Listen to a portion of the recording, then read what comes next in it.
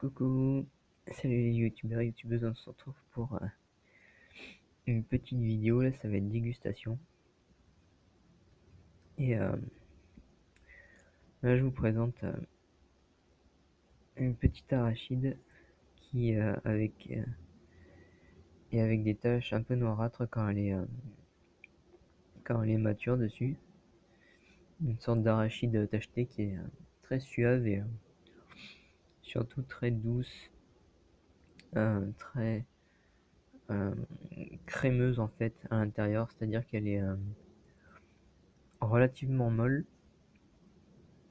Elle est quand même un peu dure. Et une fois qu'on croque dedans, en fait, c'est tout de suite hum, très facile à croquer, hum, très tendre et très crémeux.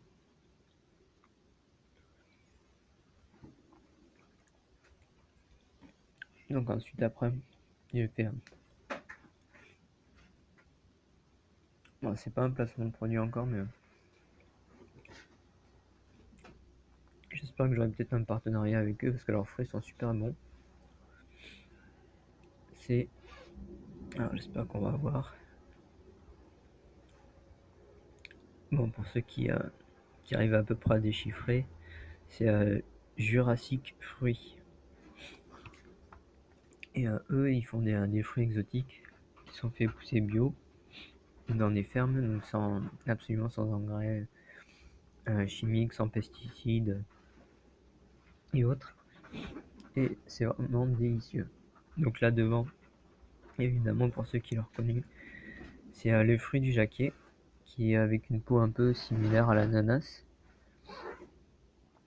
Et évidemment, pour ceux qui connaissent, c'est relativement similaire au durian, sauf que le durian, c'est des de grosses poches qui forment un fruit. Et là, c'est tout plein de petites poches, en fait, enfin de gros... je vais vous montrer.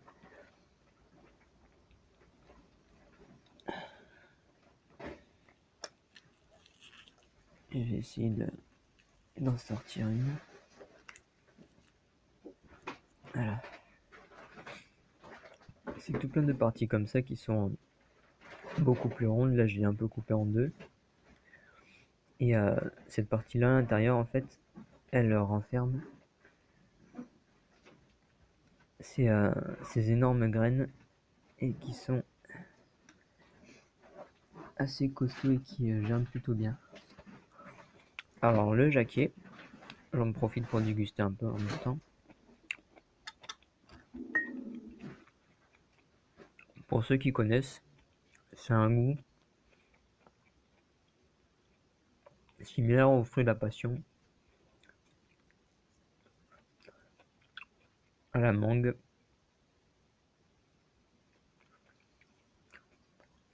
Et, c'est vraiment délicieux.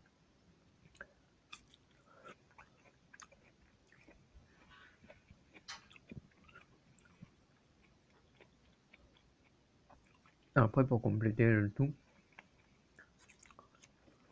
avec ces super arachides, j'ai pris des mini bananes.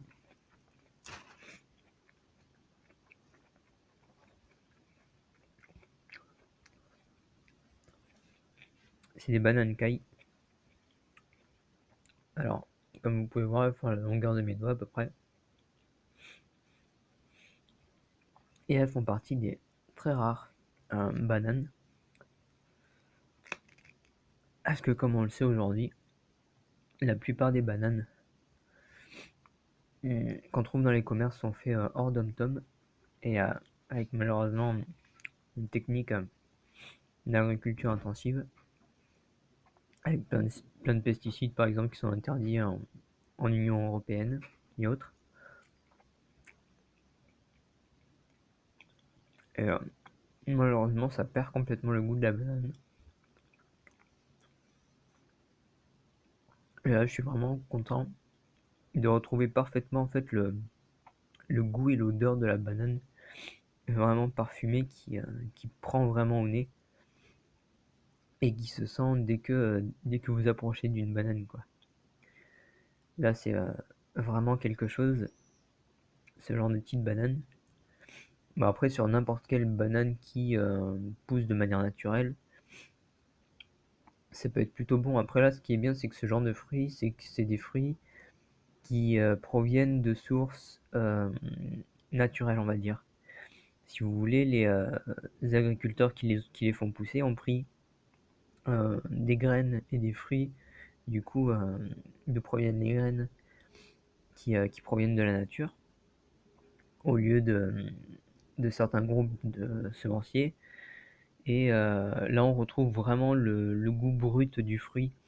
Surtout que la plupart d'entre eux, dans ce que j'ai vu, ils laissent quand même beaucoup de fruits qui, par exemple, pour certains qui commencent un peu à moisir, donc qui mûrissent plus vite que d'autres, ils les laissent un peu au sol, ce qui donne énormément de glucides aux arbres, qui leur permet justement d'utiliser ces glucides et de les retransformer dans les fruits.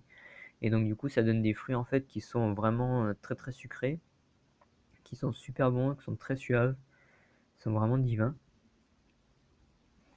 Et après, un des meilleurs pestos au monde que j'ai goûté. Alors là, c'est vraiment, pardon, excusez-moi, divin. Alors pour ceux qui connaissent, en plus il est 100% cru. C'est relativement rare de trouver des produits transformés 100% crus qui sont très bons et qui sont vraiment 100% crus. Parce que beaucoup de choses comme par exemple tout ce qui est sirop d'agave, etc. Il faut savoir que les sirops, pour pouvoir être transformés, c'est quand même fait avec un minimum de chaleur importante. Comme par exemple pour les sucres roux et compagnie. Ils les font peut-être parfois à plus basse température, à moins haute température, mais que ceux du commerce industriel. Mais ça reste quand même des hautes températures.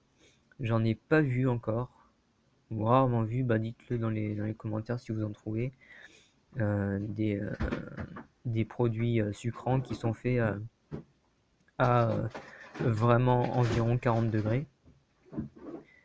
Et donc du coup là, celui-là, bon, encore une fois, c'est pas un placement de produit, mais c'est pour vous donner une idée des marques qui sont vraiment 100% crues et qui sont vraiment délicieuses au niveau goût, au niveau choix des ingrédients, etc.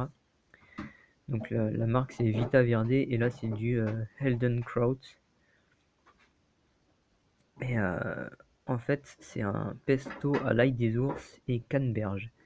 Donc malheureusement avec l'autofocus on voit pas, mais je vais vous dire les ingrédients qui sont au nombre de 3 et 4. Alors il y a très peu de sel, environ à peu près 4% de sel, ça doit faire une petite pincée. Ils ont eu la main légère dessus, donc ça c'est une chose qui est très bien.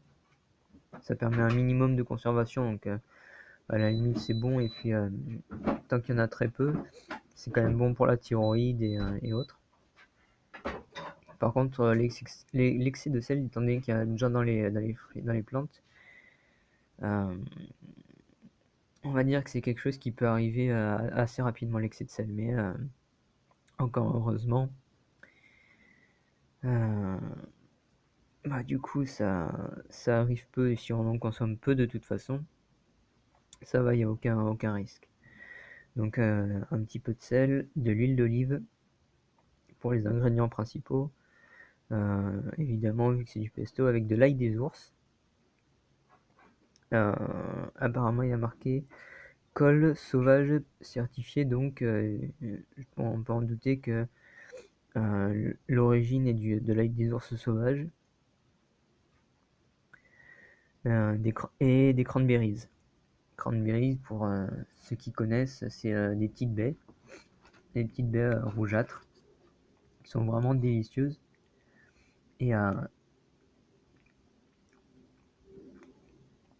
hmm, ah, au niveau du goût, mon Dieu. C'est tellement sucré, suave et tellement léger, tellement doux, que c'est vraiment trop bon. Excusez-moi. Ouais, je suis un peu touché par la pollution. Et donc, malheureusement, je dois évacuer beaucoup de choses. Bah, du coup, là, des ours, par exemple, ça va aider avec tout ça. Donc voilà, par exemple, les arachides, on peut voir que même l'intérieur, il est un peu tacheté. Et elles ont une forme un peu qui s'aplatit un peu en fait avec l'âge, parce que le truc c'est que une fois qu'elles sont dans les compartiments intérieurs, excusez-moi, le truc c'est que elles se poussent l'une l'autre, en fait elles se compressent un petit peu et elles prennent des formes un peu plus aplaties à certains endroits. C'est assez rigolo. Ça fait presque des siamoises un peu parfois excusez-moi, comme quand on trouve deux amandes collées l'une à l'autre, par exemple. Donc là, c'est vraiment très très sucré, c'est super bon. Alors, ce qui est bien avec ce pesto, pour en revenir au pesto,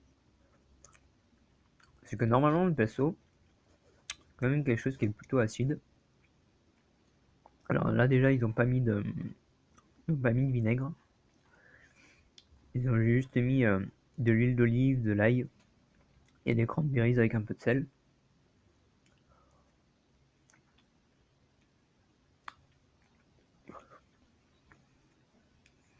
Là, en plus, vraiment, avec les cranberries en plus de l'ail des ours et de l'huile qui est un peu grasse, le, le sucre en fait des canneberges vient vraiment complètement adoucir le truc et le rendre vraiment très, très suave comme le sucre, comme les fruits sucrés. Et ça casse ce côté un petit peu particulier de l'ail des ours. Ça transforme un peu le goût et c'est vraiment super bon. Alors, donc, du coup, si vous avez la chance d'essayer, le pot est relativement assez abordable. C'est vraiment délicieux. Ah, qui aime bien faire des mélanges. Que ce soit avec les bananes, avec le jacquier, ou avec les arachides. Avec les arachides, ça passe vraiment super bien.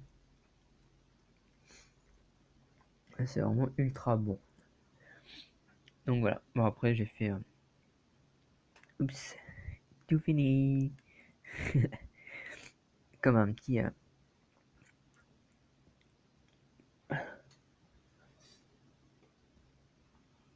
Comme un petit curieux de la nature et du goût. Là, j'ai vraiment fini tout ce que j'ai préparé. Et j'ai fait une dégustation en fait de ce que j'avais préparé avant. Comme j'ai dit dans une autre recette. Donc du coup une sorte de pâte à tartiner en fait au chocolat. Et c'est vraiment super bon quoi. J'ai mis de la noix de coco, du beurre de cacao, du chocolat, un peu de noisette,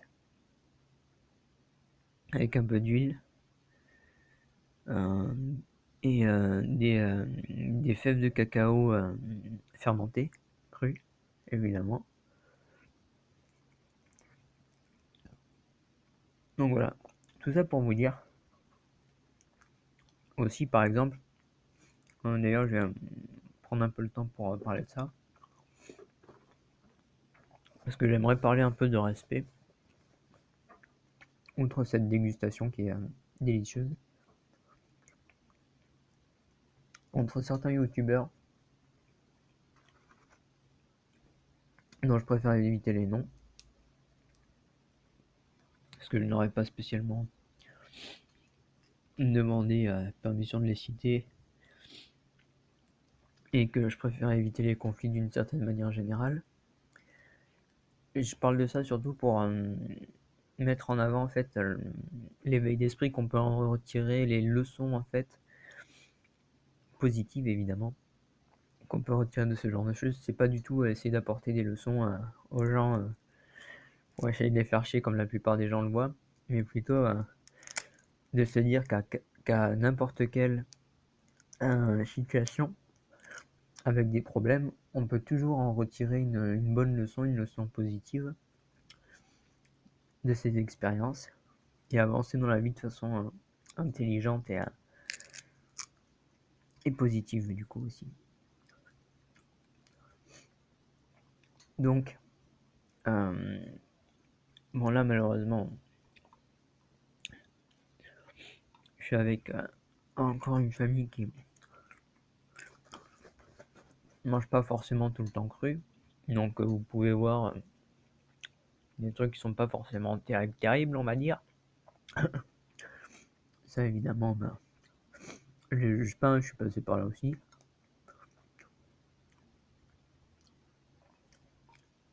J'ai aussi vécu une très mauvaise alimentation, ce qui m'a vécu d'ailleurs une anorexie assez importante à 37 kg, alors que j'en fais 1m68 à 30 ans environ, un peu plus maintenant. Donc vous pouvez vous dire que pour 1m68, faire la moitié à peu près des centimètres de sa taille, alors que normalement on devrait faire à peu près ce à quoi correspond en fait les centimètres de sa taille en termes de poids. Donc normalement je devrais faire 68 kg pour 1m68 environ. C'est vraiment très bas. C'est vraiment très très très bas. Mais heureusement, l'alimentation crue m'en a sauvé. Je suis extrêmement... pardon, excusez-moi. Je voulais taquiner un petit peu les extrêmes. Et ironiser par rapport à ce genre de phrase. Je suis délicatement, pour parler un peu plus positivement,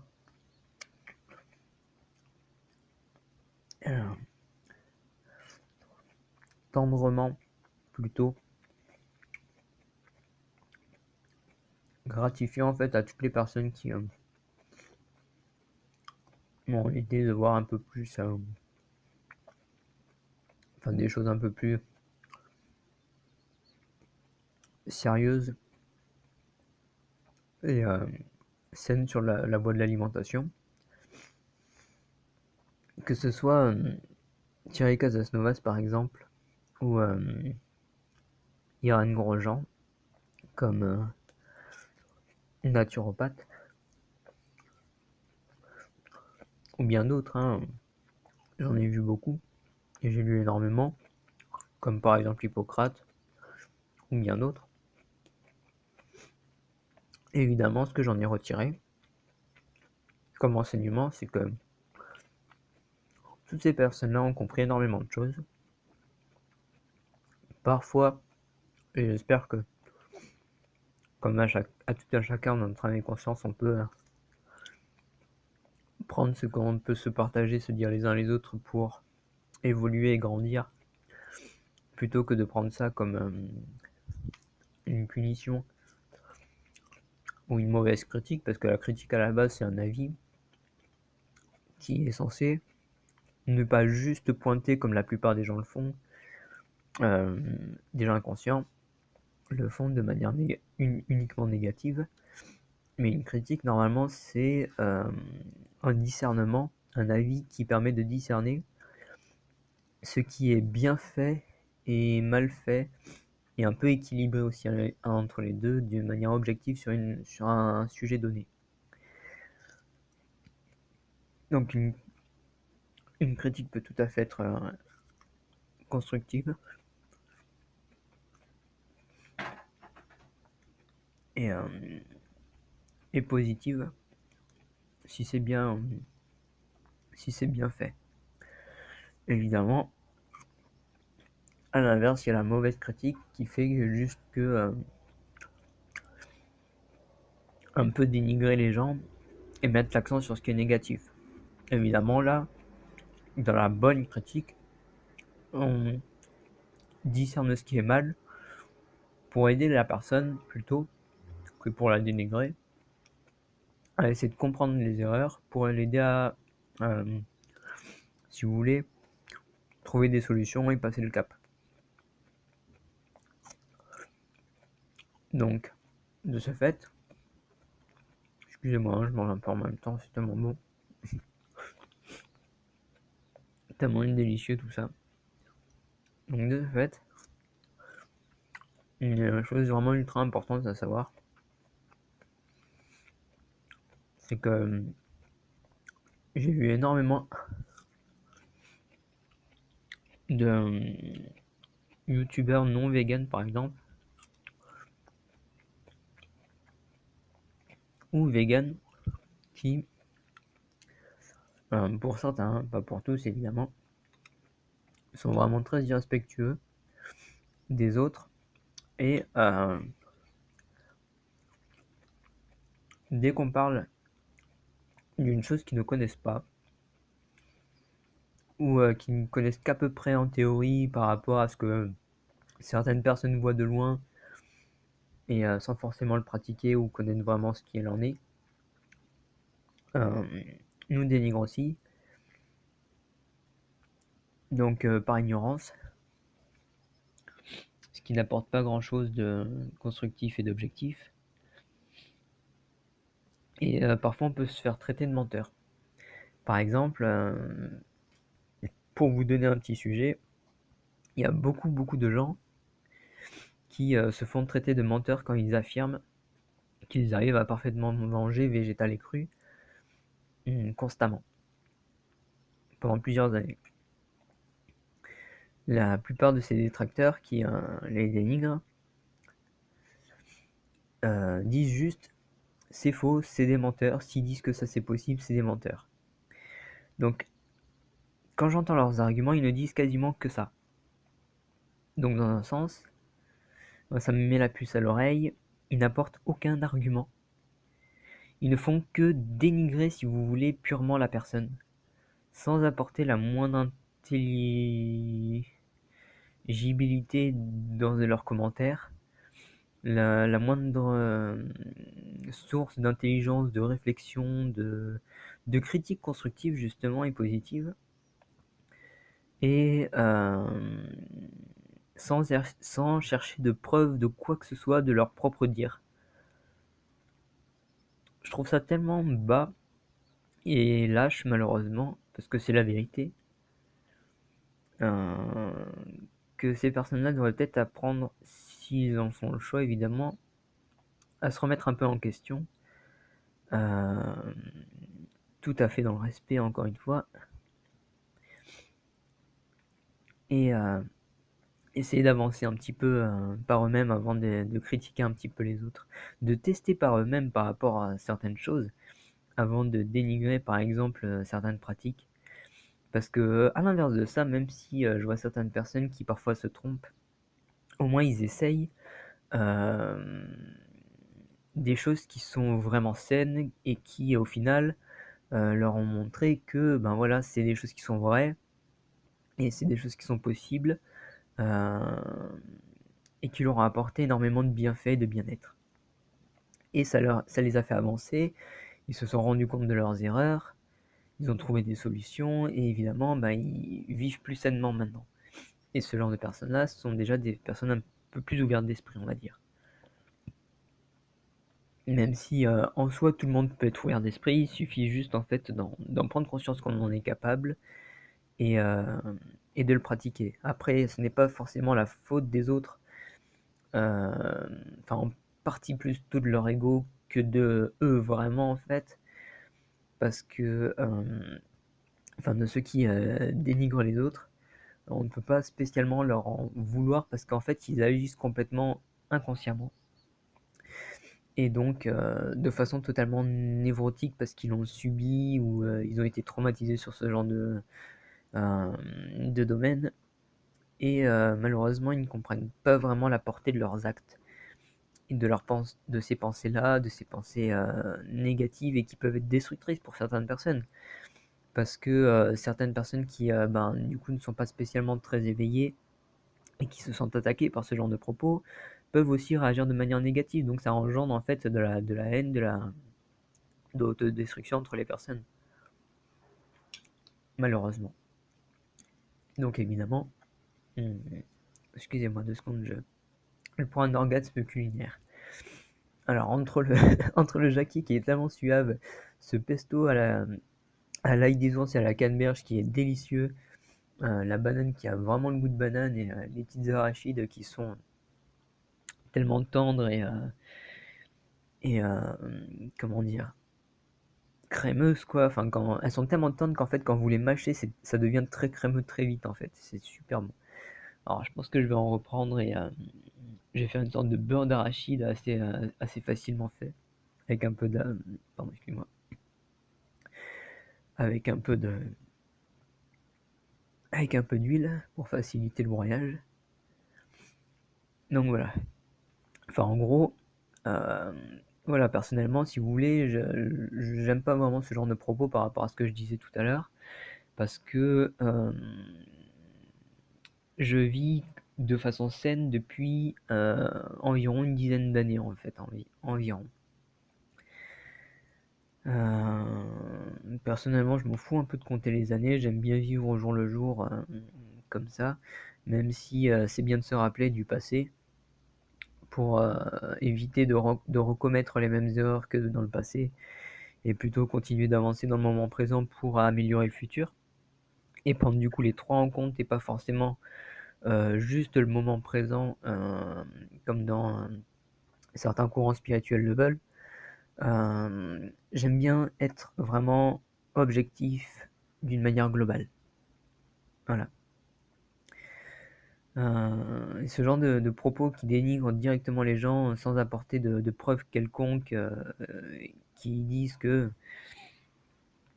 voilà, c'est complètement faux, il y en a des menteurs sans être renseignés sur le sujet, sans essayer de connaître les gens déjà à la base ou quoi que ce soit, ou alors ne se fier que sur une partie partielle des personnes, genre seulement quelques petites vidéos qu'ils peuvent voir sur YouTube qui ne reflètent absolument pas l'entièreté de la personne et de ses expériences. Je trouve ça tellement peu objectif et lâche en fait. Donc voilà. Euh, et tellement d'une bassesse que ça ne sert à rien, ça ne leur apporte rien en plus à ces personnes-là, parce que ça ne fait que nourrir de l'ignorance dans leur cerveau, ça ne fait que nourrir de la haine et de la bêtise, on peut dire. Et heureusement, pour eux, ça n'est qu'inconscient, et ne le font pas de leur plein gré, c'est parce qu'ils ont été un petit peu formatés à ça à cause d'une surcharge d'informations.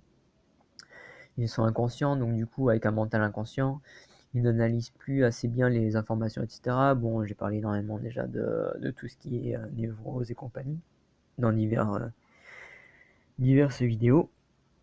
Donc voilà, ça vous montre à quel point en fait c'est vraiment le genre de choses à éviter parce que ça nourrit de l'ignorance en vous.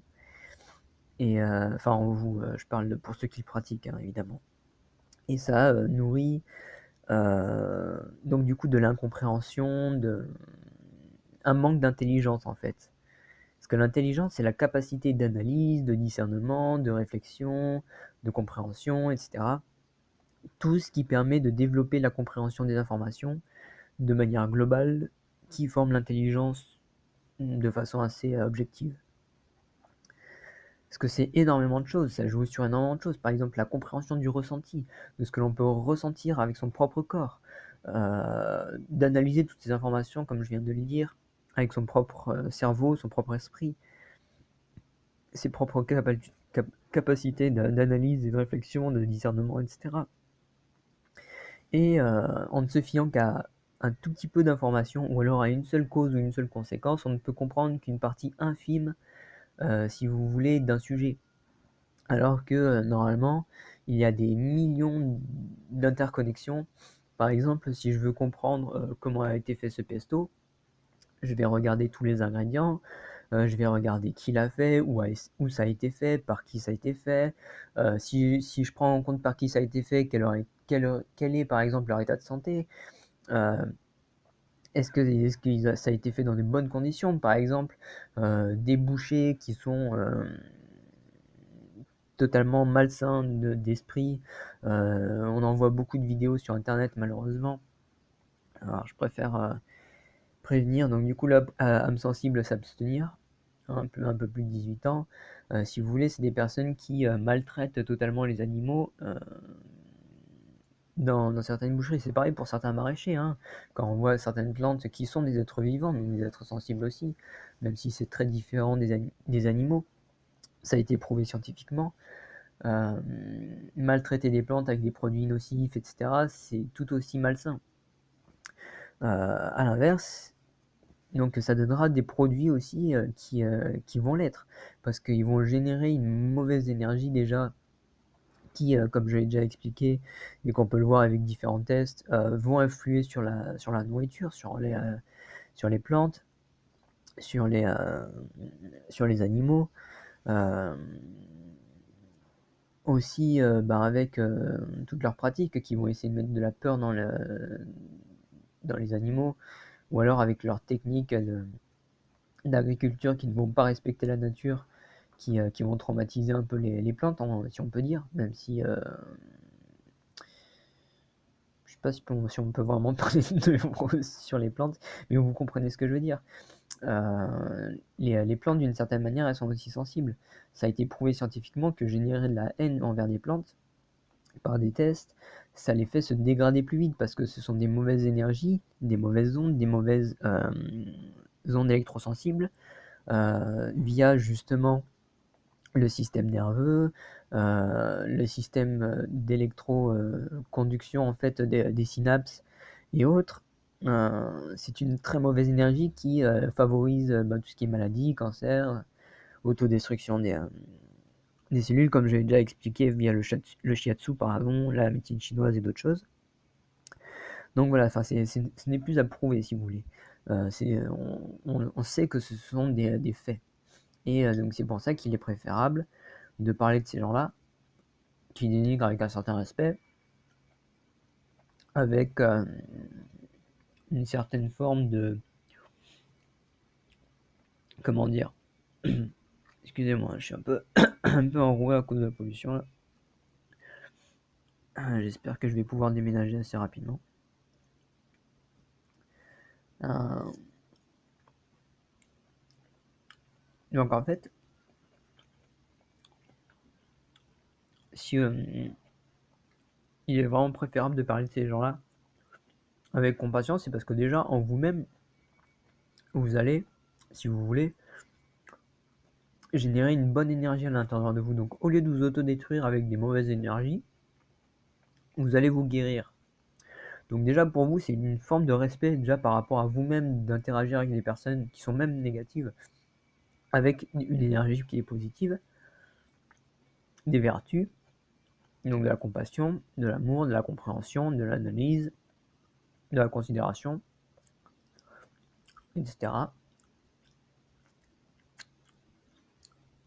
Parce que l'ignorance mène à la haine, à l'incompréhension et à la souffrance. Personne ne veut souffrir intérieurement. Seules les personnes complètement névrosées croient en fait qu'elles veulent souffrir, alors qu'en fait elles veulent, de préférence évidemment, vivre sainement. Sauf que vu qu'elles sont névrosées, elles inversent la compréhension du bien et du mal dans leur compréhension des choses, et évidemment elles se trompent. Donc elles pensent que la haine fait du bien et l'amour fait du mal, alors qu'en fait c'est l'inverse.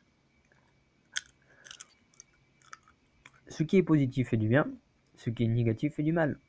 C'est aussi simple que ça. L'amour fait du bien, la haine fait du mal.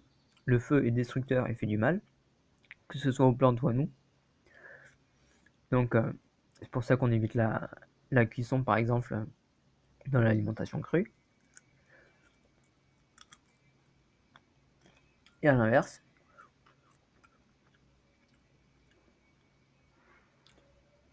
le cru fait énormément de bien, énormément de bienfaits. Donc voilà. Et pour en revenir à ça, le truc c'est quand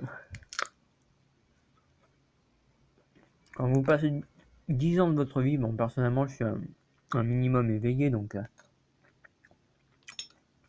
je relativise facilement par rapport à ça, je préfère prendre les choses à la légère, enfin à la légère, façon de parler.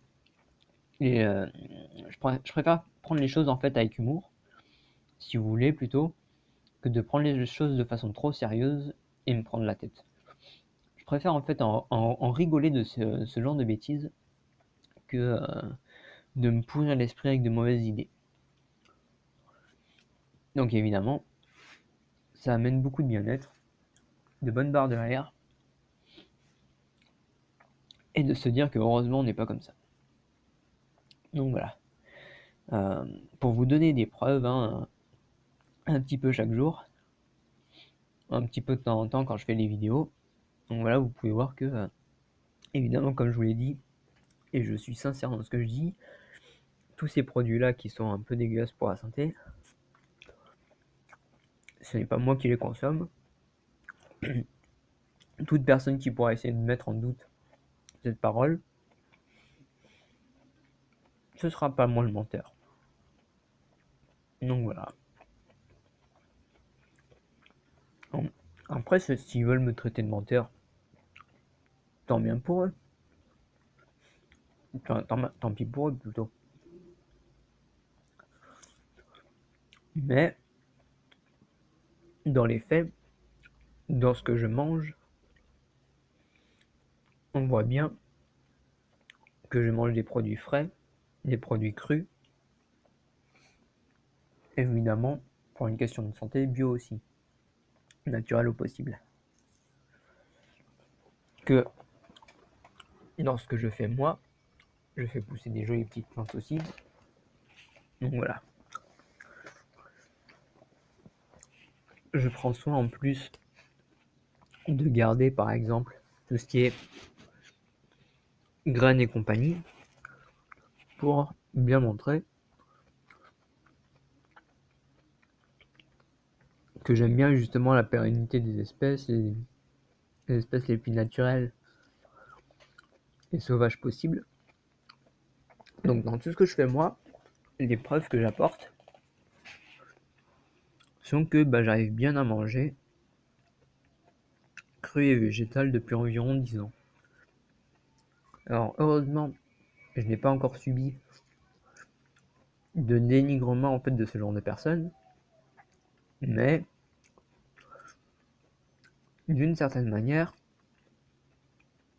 ces personnes-là disent d'une manière générale en plus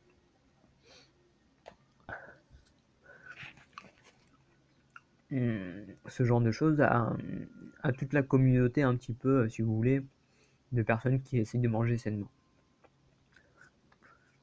Donc j'aimerais bien remettre un petit peu les choses à leur place et que ces personnes se remettent un petit peu à leur place aussi et descendent un petit peu de leurs grands chevaux, évidemment librement s'ils en font le choix,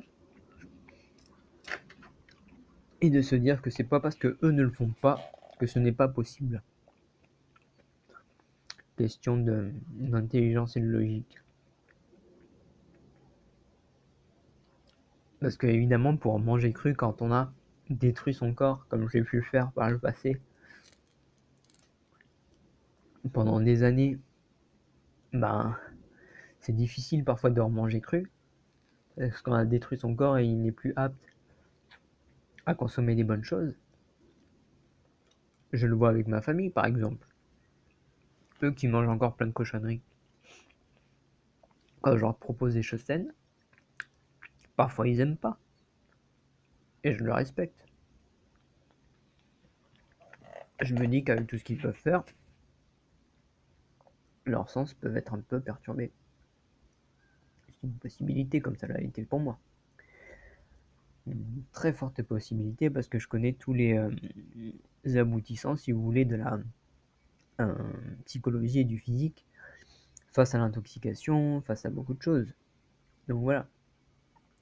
Ce sont même des faits, on va dire, plutôt que des théories. Et de ce fait, j'aime bien leur apporter un petit peu de bien-être, un peu de bonnes choses de temps en temps. Leur laisser goûter, s'ils aiment pas, bah de toute manière, je passe à autre chose. Et s'ils aiment, bah, j'essaye d'en faire un petit peu et de leur faire goûter de temps en temps, comme ça, au moins, ça va leur apporter un peu de... Excusez-moi 2 secondes. Alors, l'intoxication, ça va me faire monter un peu de temps en temps. Heureusement, vu que je pratique la respiration et la concentration, je m'en soigne très très rapidement et très efficacement. Un peu comme Wim Hof, par exemple, qu'il a bien prouvé avec des analyses. Personnellement, je n'ai pas fait faire ce genre d'analyse, je n'ai peut-être pas forcément les moyens et les contacts pour ça. Mais au moins, si vous voulez, je pratique quasiment exactement la même chose.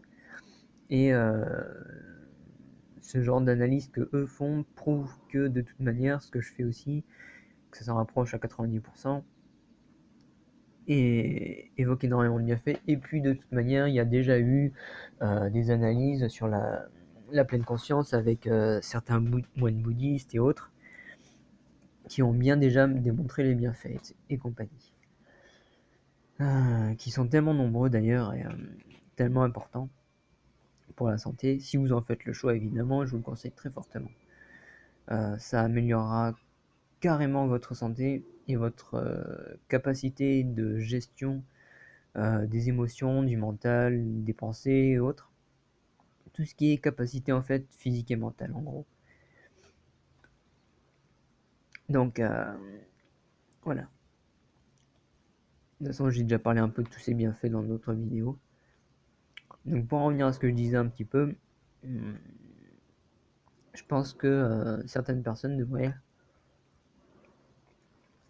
commencer à regarder un peu leur propre nombril avant de ceux des autres.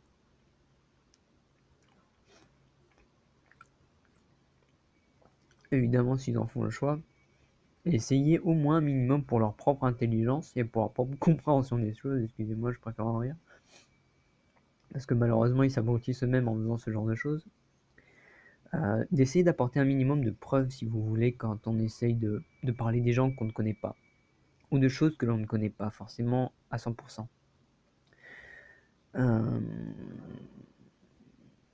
Parce que sinon, ça amène que de l'ignorance et de la bêtise. Ou alors une compréhension que partielle des choses et pas du tout objective. Donc voilà. Parce que de toute manière, je vais, comme je l'ai déjà dit dans certaines vidéos, faire des analyses. Donc j'ai déjà fait des analyses si vous voulez avant. Là, j'ai pas encore les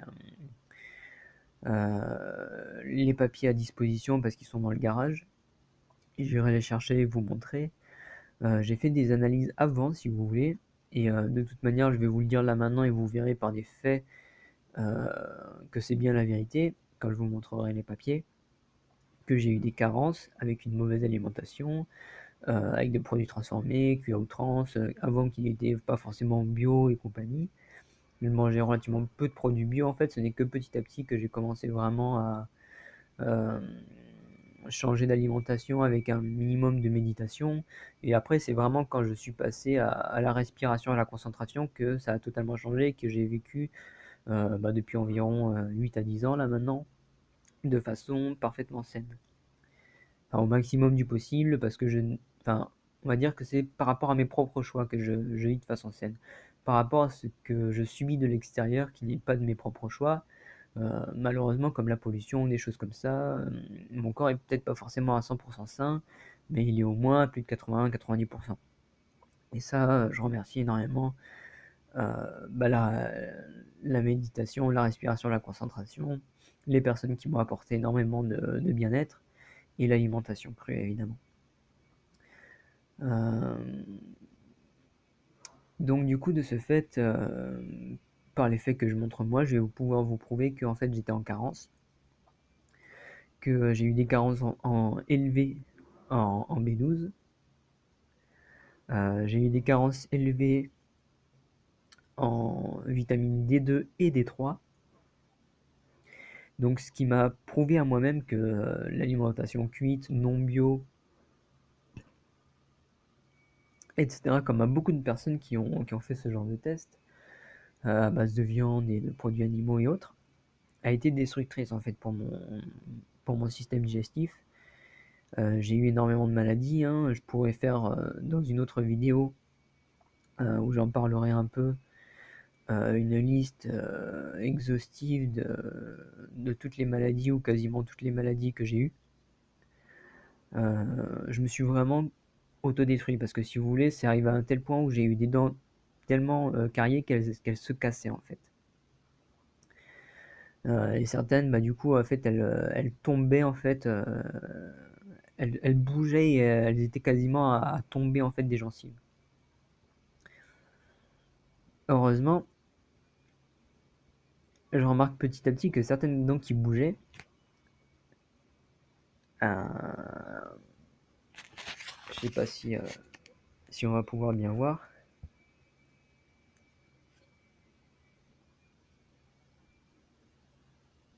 Alors, je sais pas du tout si on a bien vu. J'essaierai de le faire avec une webcam, que ce soit un peu plus visible. Le truc, c'est que j'ai eu des dents en fait en devant qui bougeaient beaucoup. Et heureusement, au bout d'un moment, avec l'alimentation crue, etc., le fait de bien prendre soin de ses dents et autres, bah du coup, elles ne bougent plus. Les gencives se sont régénérées. J'ai des dents qui sont beaucoup moins sensibles au chaud et au froid. Donc, comme les extrémités, ça m'indique que l'anémie commence à se soigner, parce que j'ai eu de l'anémie, j'ai eu énormément de choses. Donc, du coup, ça me montre en fait l'état de santé dans lequel je suis qui s'améliore et que je vais vraiment bien. Donc, j'ai eu notamment des carences en fer, parce que l'anémie, par exemple, c'est grandement des carences en fer, en B12 et en vitamine D.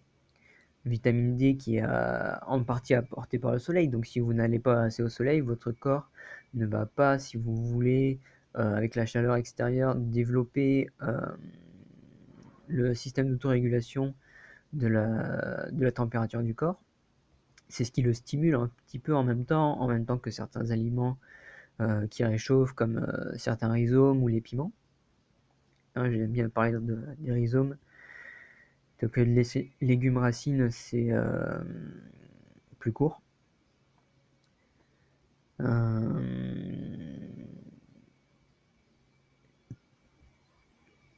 Ensuite, si vous voulez, d'une certaine manière, pour vous parler de ça un peu simplement, ça a vraiment amélioré toute ma santé. Et ça, j'en suis plutôt fier et plutôt content parce que, bon, petite parenthèse, la fierté est quelque chose de positif. Ce qui est mauvais, c'est l'inverse, c'est l'arrogance. Il n'y a pas de fierté mal placée, il y a de l'arrogance mal placée. Par contre, la fierté, si vous êtes fier de ce que vous avez fait de positif, évidemment, c'est bon à prendre. Parce qu'un esprit névrosé va être dans l'illusion de, si vous voulez, de la fierté en étant dans l'arrogance. Et une personne saine va faire semblant d'être arrogante en utilisant justement la fierté, en faisant un peu de théâtre, si vous voulez, dans une question de mal dans le bien ou de bien dans le mal. En plus déjà du bien et du mal qui représente un peu cet équilibre entre le yin et le yin dans le yang et le yang dans le yin. Bon, trêve de bavardage sur ça. La vidéo commence à être longue. Donc voilà, j'apporterai beaucoup de tests différents qui vont montrer en fait que mes carences se sont améliorées, se sont soignées en fait par rapport à ça, et que je sais que de toute manière, vu que c'est originel en fait à notre système digestif et à notre corps, nous pouvons tous potentiellement, évidemment, manger végétal et cru. Évidemment, dans des cas particuliers, pour certaines personnes, ça va prendre du temps. Ça va demander beaucoup de désintoxication, beaucoup de changements en fait, et de préparation mentale aussi, de connaissances. Parce que on ne peut pas, pour certaines personnes, passer d'une alimentation nocive, dégueulasse, ultra transformée, etc., à une alimentation parfaitement saine du jour au lendemain.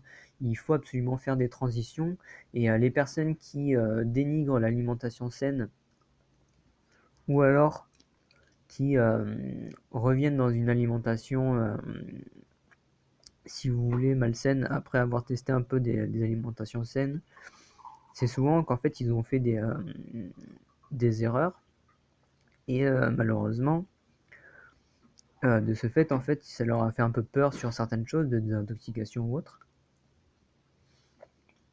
et ils reviennent à certaines choses qu'ils connaissaient d'avant. Mais une image que j'aime bien vous montrer, une métaphore, c'est que quand on essaye de creuser pour atteindre un petit peu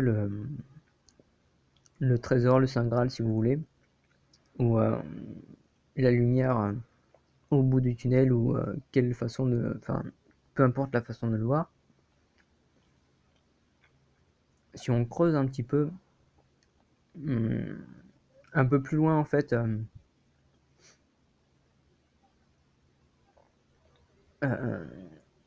que ce que l'on fait d'habitude, on peut trouver déjà de nouvelles choses.